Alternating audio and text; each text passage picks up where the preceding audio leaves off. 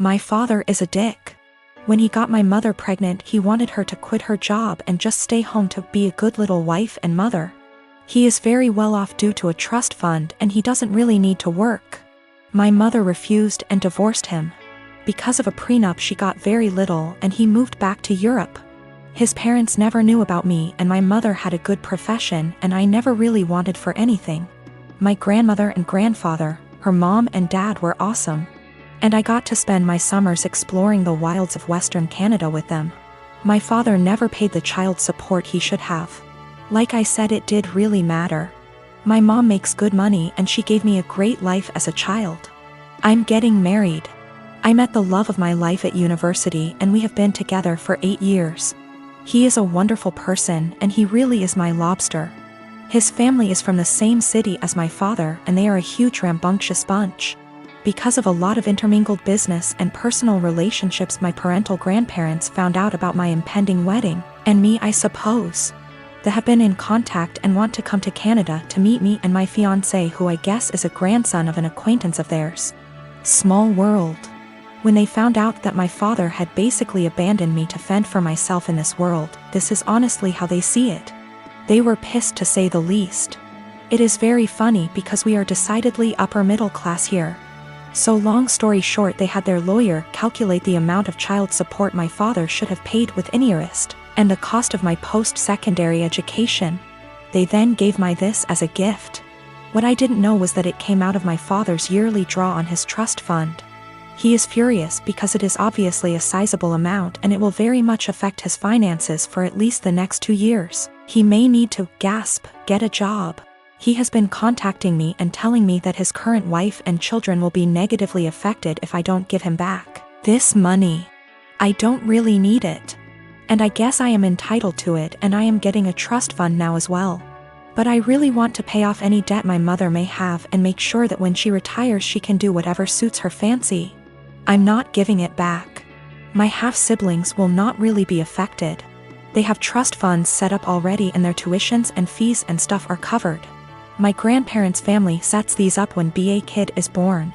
One of the reasons my father is upset is because since he didn't bother to tell his parents about me, they did not set this up. They have since taken a good chunk of his trust fund and used it to set mine up.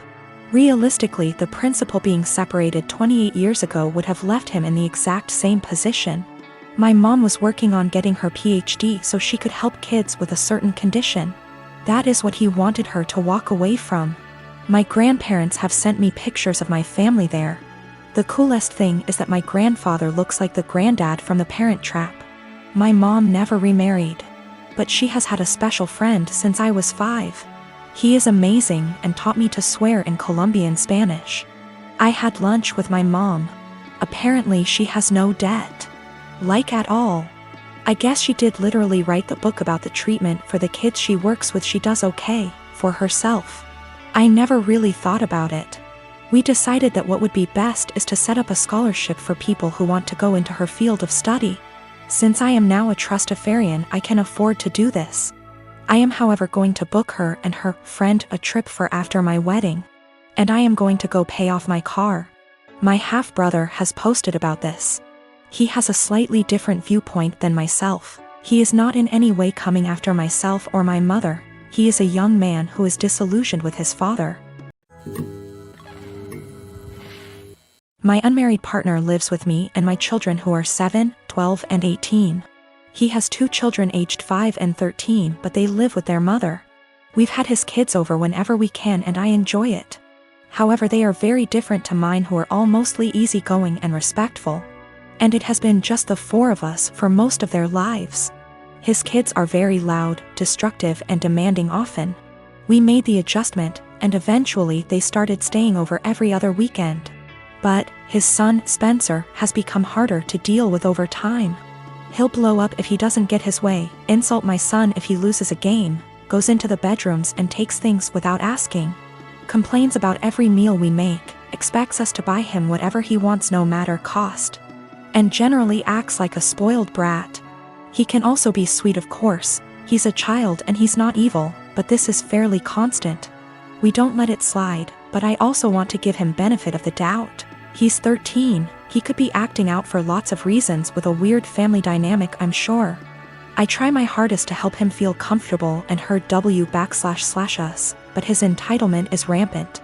It started to stress my kids out, and yesterday was the last straw for me. We were all about to go to the mall when my 12y//o son asked if anyone had seen his birthday money. He had $100 saved, disappeared from his desk. Everyone, including Spencer, looked everywhere. Spencer even asked my son if he'd spent it and forgot, or if he'd left it at school, etc. Spencer then went outside to sit in the car alone and wait to leave. My partner went out to talk to him, which eventually led to getting him to empty his pockets. He had stolen the $100 to spend at the mall. My partner told him off, texted his mom about it and told me, then gave it back to my son. Quietly furious, we went out as planned after a talk with Spencer as to not ruin the day for the other kids.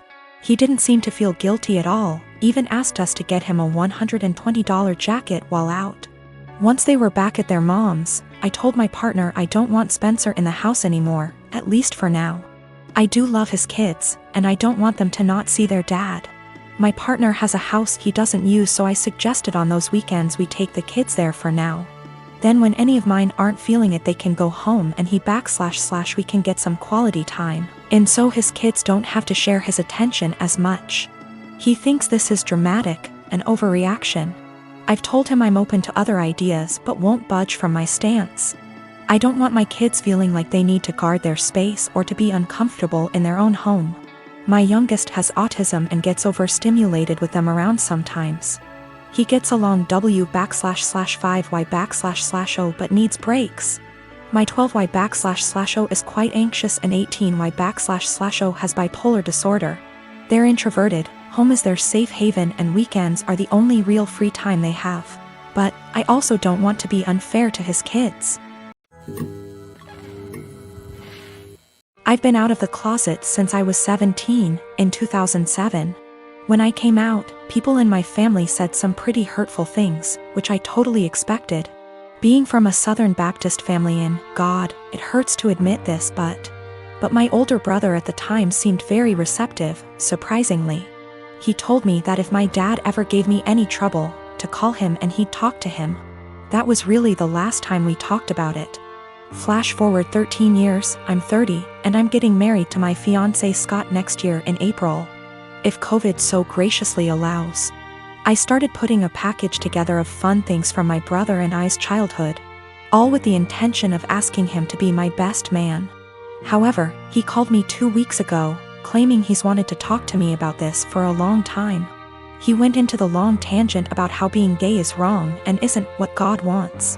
He said he thinks Scott is a nice guy and he loves me, but he doesn't think it's right that we're getting married. It was quite a shock, as Scott and I have stayed with him multiple times when we visit my hometown. To top it off, and what hurts perhaps the most, he said my 3-year-old niece, whom we adore, won't be coming to the wedding because he didn't want to have to explain to her what was going on here. Notice he only said that she wasn't coming to the wedding. I think he fully expected to still be invited after this. His wife, whom he started dating when I was 12, feels the same apparently. My whole dad's side of the family feels the same way they do, but I've already written them off mostly in my mind. My mother is beyond pissed and upset at them. I think what upsets me the most is a sense of betrayal. They were my safe spot in the family. I felt like because they're close to my age and younger and went to college, they would understand and it wouldn't be a big deal to them. I almost feel a bit embarrassed because Scott comes from a wonderful Italian Catholic family and they've never been anything less than loving and supportive. I told them that, on what is supposed to be one of the happiest days of my life. If they or anyone else is sitting in the audience and in the back of their mind thinking that what we're doing is wrong or not right, they should just stay home. I know my brother and family love me, but it feels up to a point, conditional, and limited. I told them that they learned being gay is wrong, they weren't born not liking gay people. So they can unlearn it, if they were willing. But I don't think that's going to happen. My sister and her husband were sent to prison at the start of this year, and sadly won't be released for a few years. That left me to look after their 15-year-old daughter Amy. I was perfectly happy to do this, but as most of their wealth was seized for being ill-gotten, It's meant that I've been having to care for her out of my own pocket. Once again, this doesn't bother me, but it's meant massive life changes for the kid. Firstly, they sent her to a private school. I can't afford anywhere near those fees, so I had to transfer her to a local school. She was upset at this at first, but she quickly made friends and is excelling academically, so this isn't a huge problem. She's been off school for the last few months anyway due to the situation. A bigger problem is clothing. Like my sister Amy loves fashion and designer stuff. She's still got a lot of stuff that her parents got her, but she's always on the lookout for new clothes. Unfortunately, I can't afford anywhere near the sort of stuff she likes. And I also have 2 children of my own whose clothing I have to pay for. I have told my sister this, but she insists I should make allowances because her daughter is going through a tough time. Amy also really doesn't get along with my daughter Hannah, who is 11. She bullies her, calls her stupid and ugly, tells her none of her friends really like her, etc. She has made her cry on many occasions and often continues to taunt Hannah while she cries. Yesterday I caught Amy trying to buy a dress costing over $1,000 with my card. I was fuming and had a long conversation with her. She cried and sobbed that she just wanted one nice thing. My sister called from the prison, and Amy cried over the phone that she hates here and I treat her unfairly. I spoke to my sister afterwards and she begged me to go easy on her daughter because she's still adjusting. I put food on this kid's plate. I buy her whatever clothes I can afford, even if they aren't to her taste. I take her to visit her parents as much as possible. They're held in different facilities. And I do all of that on top of working and looking after my own children. I told my sister that I was willing to look after her daughter for as long as she needs. But if anything like the card incident happens again, or if she continues to pick on my daughter, there will be serious consequences for her. My sister wanted to argue, but they get limited time on the prison phone. I think what I'm doing is right. I get that the kid is going through a tough time, and I'm doing everything I can to be there for her. But I can't just tolerate bad behavior or bullying, and I can't afford to pay for her expensive clothing. The fact that she's struggling to deal with what happened to her parents doesn't change that.